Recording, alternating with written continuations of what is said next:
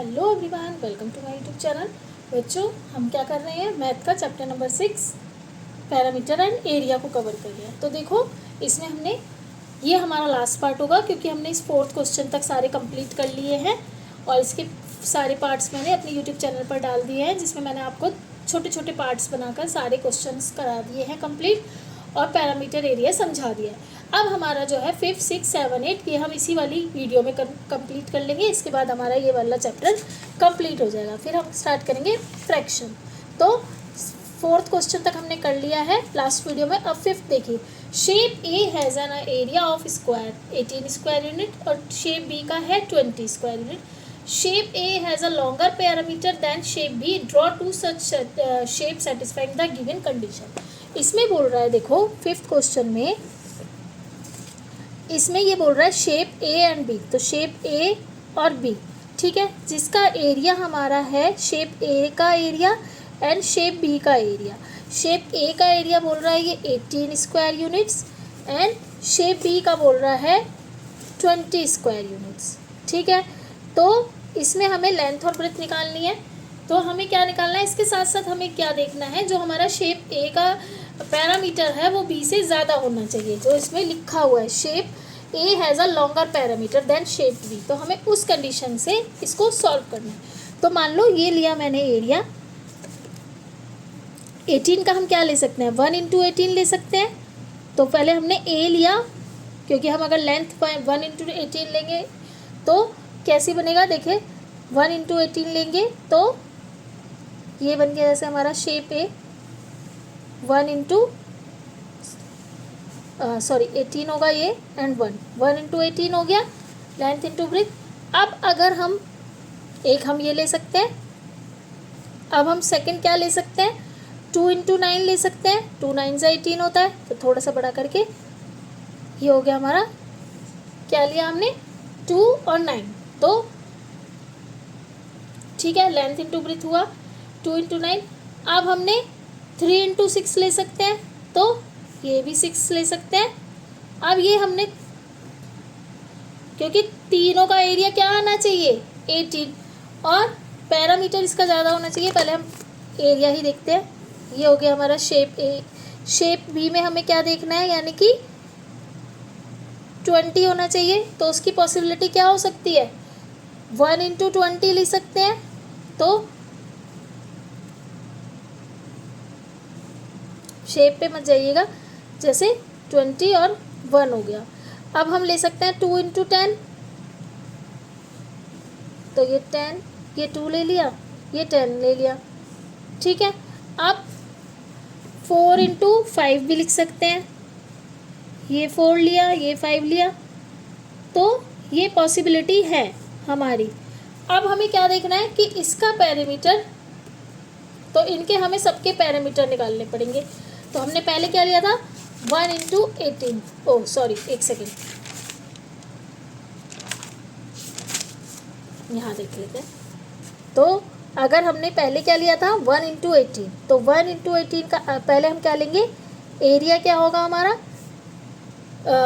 Area नहीं, parameter निकालना है। तो पैरामीटर निकालने के लिए क्या होगा हमारा, पॉसिबिलिटी क्या ली थी हमने, पहले फॉर्मूला लिखते हैं 2 × लेंथ प्लस ब्रेथ, यही होगा।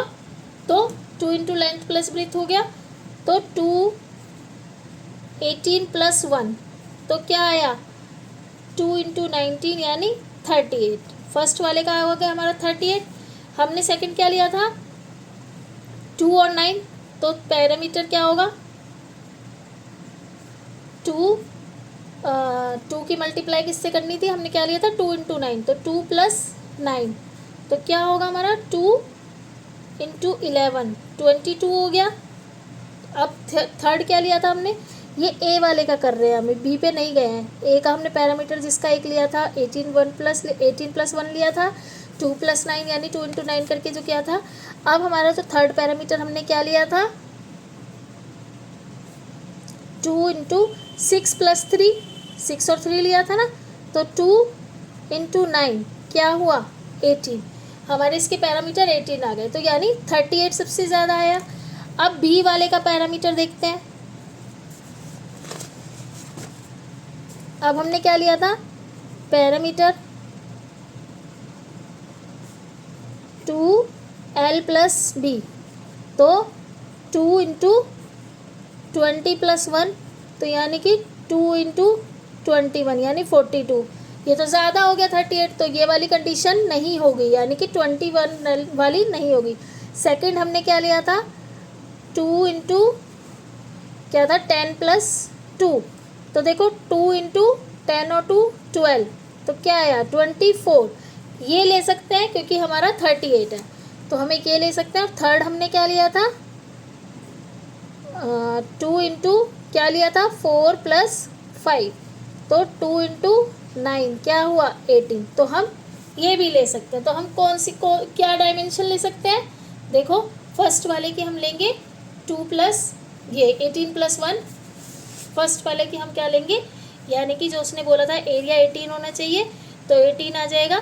कैसे हमने सॉरी एरिया कितना लेना था हमें, हाँ 18 ही तो लेना था, तो अगर हम यहाँ 18 और 1 ले लेंगे तो ये भी बन सकता है, ये पॉसिबिलिटी है। इसमें पैरामीटर हमारा ज़्यादा आया था। और ये 22 है, ये 24, तो अगर हम 18 तो 22 नहीं, आप ये वाला ले लीजिएगा। इससे क्या होगा, देखो ये दोनों इससे छोटे आ रहे हैं, तो हमारा ये वाला बिल्कुल ओके रहेगा। ठीक है, तो ये हमारा आंसर है। और अगर आप ले सकते हैं, अगर आपने ये लिया, तो देखो ये तो 22 है, ये 24 है, तो हम 1 वाली ही लेंगे। अब है question number 6। On a page in your book draw a rectangular border that is 1 cm from the top and bottom in 1.5 cm from the left and right, तो व्हाट इज द, कहाँ गई मैं, हाँ what is the perimeter of the border. तो आपको क्या करना है, देखो जैसे कि हमने एक पेज लिया, ठीक है, बुक का पेज लेना है, तो आपको क्या करना है, इसकी जैसे ये लिया आपने पेज, तो आपने क्या करा, इसकी मेज़र किया, तो इसमें आ गया, जैसे मान लो आपका ये 13 हो गया मान लीजिए, और इसको 20 मान लीजिए। ठीक है, अब इसमें 1 सेंटीमीटर आपको गैप रखना है, तो 1 सेंटीमीटर मान लो ये गैप हो गया, ये भी 1 सेंटीमीटर हो गया, और लेफ़्ट और राइट में कितना रखना है 1.5, ये बना दिया ये बॉर्डर। ठीक है, अब हमें क्या करना है, इसका पैरामीटर फाइंड करना है। ठीक है, तो ध्यान से देखो कैसे, पहले आप क्वेश्चन देखो क्या है। इसमें बोला है क्वेश्चन में कि draw a on a page in your book. ठीक है, ये पेज लिया हमने, जैसे ये वाला पेज लिया, and draw a rectangular border rectangular किया, उसमें 1 सेंटीमीटर टॉप और बॉटम, हमने 1 सेंटीमीटर इधर से छोड़ दिया टॉप और बॉटम से, और लेफ्ट एंड राइट पे 1.5, ये 1.5 छोड़ दिया, ये 1.5 छोड़ दिया। What is the perimeter of the border. अब हमें बॉर्डर का पैरामीटर निकालना है, तो देखो ये कितना है हमारा टोटल 13। ठीक है, तो ये वाला पार्ट और ये वाला कितना है 1.5 कितना होगा 3, तो 13 में से 3 माइनस करेंगे तो क्या होगा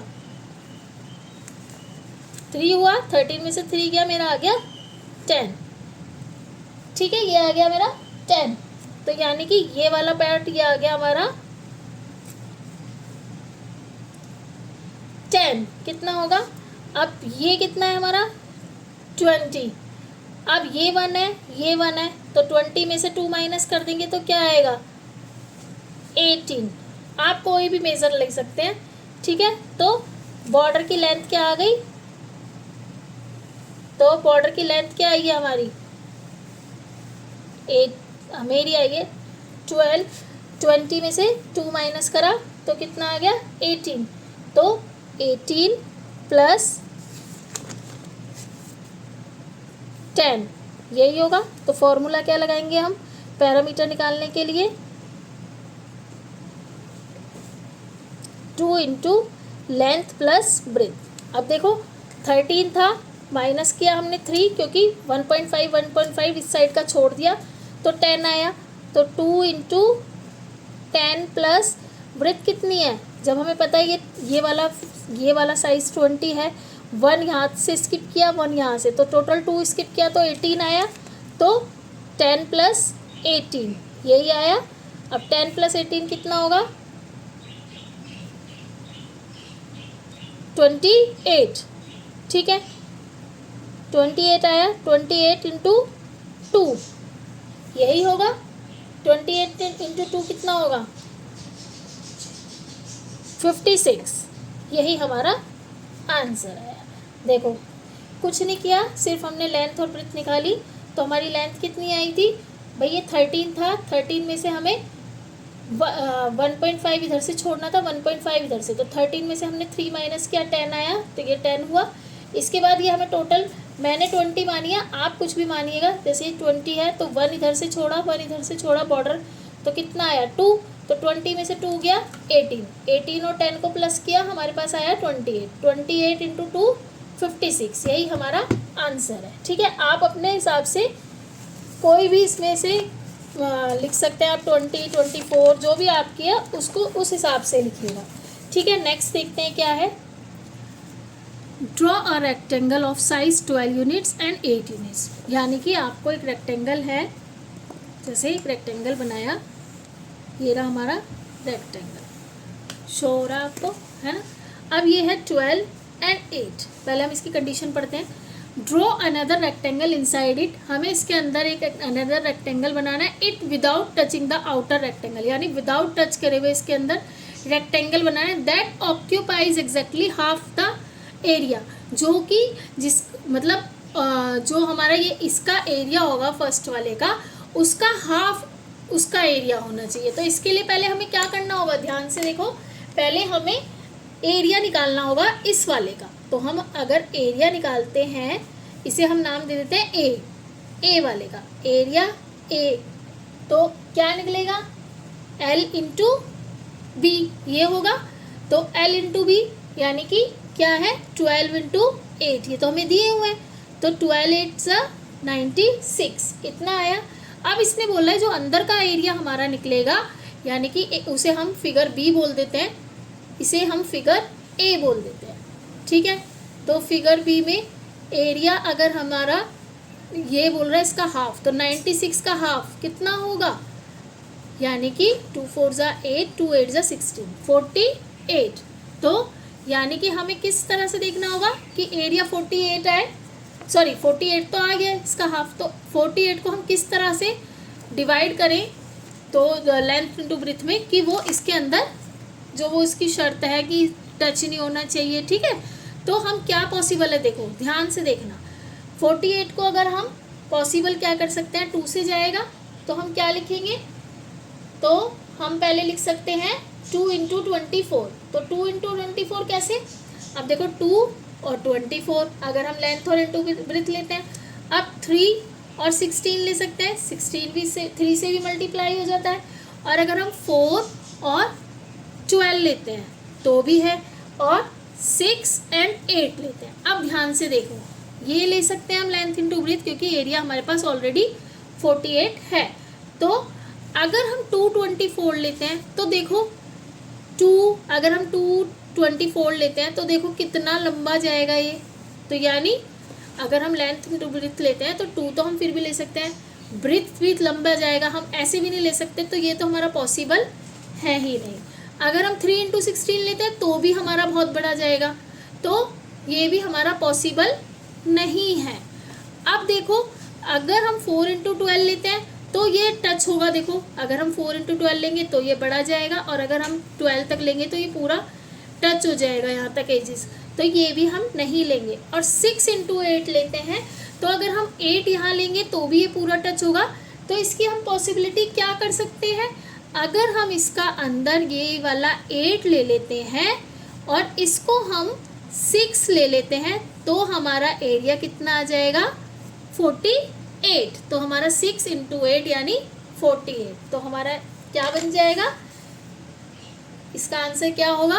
6 और 8 लेटर से। तो हम यहाँ पर 6 लेंगे, यहाँ पे 8, तो ये हो गया हमारा 6 और 8। ठीक है, और इसका एरिया अगर हम निकालेंगे तो 48 आएगा। तो हमारा कंडीशन बिल्कुल ओके बैठ जाती है। ठीक है, तो हम क्या लिखेंगे? 8 इंटू 6, यही हमारा आंसर। अब हमारा लास्ट क्वेश्चन है, देखिए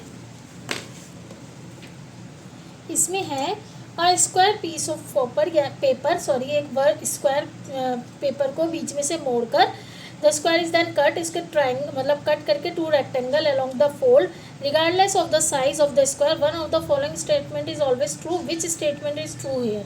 तो हमें देखना है इसमें से कौन सी स्टेटमेंट सही है। तो देखो the area of each rectangle is larger than the area of square. तो जो हमारा एरिया होता है, एरिया का रेक्टेंगल का जो एरिया होगा वो स्क्वायर एरिया यानी कि उससे बड़ा होगा। तो इसमें क्या है, देखो जैसे आप मान लो इसमें दिया आपको जैसे स्क्वायर का एरिया क्या निकलेगा हमारा 8 × 8 यानी मान लो 8 × 8 यानी 64। इसको हमने बीच में से कट कर दिया तो उसका जो होगा 8 × अब 8 का हाफ हो जाएगा 4, तो 8 × 4 32। अब दोनों को प्लस करेंगे तो 32 + 32 64। तो यानी दोनों स्क्वायर के जो वो होगा रेक्टेंगल होगा उनका जो है एरिया इक्वल होगा। क्या बताया था आपको, एरिया इक्वल होगा लेकिन उसके एजेस यानी पैरामीटर अलग अलग हो जाते हैं। ठीक है, तो इसमें इसका क्या होगा, क्या बोलेंगे आप इसको, फॉल्स। ये स्टेटमेंट सही नहीं है, ये फॉल्स है। तो इसको हम क्या लिखेंगे भाई, स्क्वायर का तो नहीं होगा क्योंकि पैरामीटर में क्या होगा, एजेस निकालते हैं हम, जितना ज़्यादा वो होगा तो पैरामीटर उतना बढ़ता रहेगा। जैसे एक चॉकलेट है उसको हाफ किया लेकिन उसके एजेस बढ़ जाएंगे। ठीक है, एरिया सेम रहेगा, चॉकलेट उतनी रहेगी लेकिन उसके एजेस बढ़ जाते हैं। क्यों, क्योंकि देखो इसका अलग हो जाएगा, जैसे ये हमारी पूरी चॉकलेट हुई, अगर हमने इसको हाफ किया तो एरिया चॉकलेट तो उतनी ही रहेगी लेकिन एजेस अलग अलग हो जाएंगे। तो हम क्या करेंगे, अलग अलग। अब नेक्स्ट है the perimeter of square is greater than the perimeter of both rectangle added together. तो अगर हम 8 लेते हैं तो जैसे हमने लिया 4 4 4 4 ये लिया, हमने इसे कट किया तो ये भी फॉल्स होगा। देखो कैसे, इसमें आप देखो कैसे, जैसे कि हमने ये 4 4 लिया, हमने इसका हाफ किया तो देखो एरिया तो सेम रहेगा 4, ये 2 हो जाएगा, ये भी ये 4 रहेगा, ये 2। ठीक है, तो देखो ये भी 2 हो जाएगा, ये 4 4 ये 2। ठीक है, तो इसका एरिया क्या आएगा, इसका 4 4 4 × 4 यानी 16 और इसका क्या आएगा 8 4 × 2 और 4 × 2। तो ठीक है, देखा आपने, और 8 8 कितना हो जाएगा 16। तो इसलिए ये भी हमारी क्या होगा, ये भी हमारी फॉल्स होगी, फॉल्स, गलत है। ठीक है, थर्ड देखिए, the parameter of the both of rectangle added together is always 1 1/2 times the 1 और हाफ, यानी कि 1.5 बोल सकते हैं। ठीक है, क्योंकि ये अभी आप समझेंगे नहीं तो इसे हम 1.5 यानी 1.5 यानी 1 और आधा। ठीक है, मान लो आपको मैंने 1.5 के मार्क्स दिए तो कितना होंगे टोटल 3, तो 1.5 यानी 1.5 1.5 एंड 1.5 सेम ही है। ठीक है,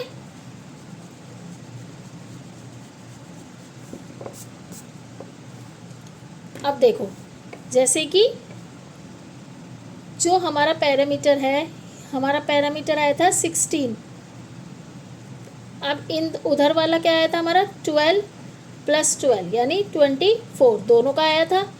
तो 16 को मल्टीप्लाई 1.5 से करेंगे तो क्या होगा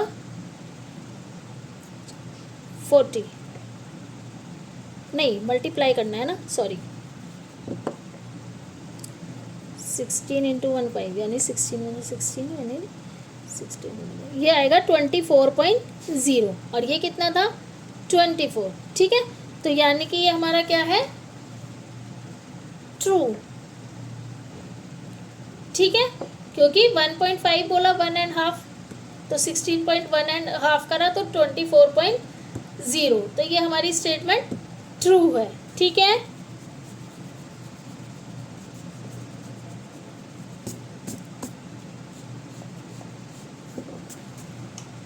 अब देखिए, the area of square is always 3 times as large as the area of both rectangle and added together, यानी कि the area of the square is always 3 times as, तो ये वैसे तो फॉल्स है, लेकिन आपको समझाती हूँ कैसे। ठीक है, अब ये देखिए, इसमें बोला है the area of the square, जो एरिया हो स्क्वायर का एरिया है, is always 3 times as large as area both rectangle added together.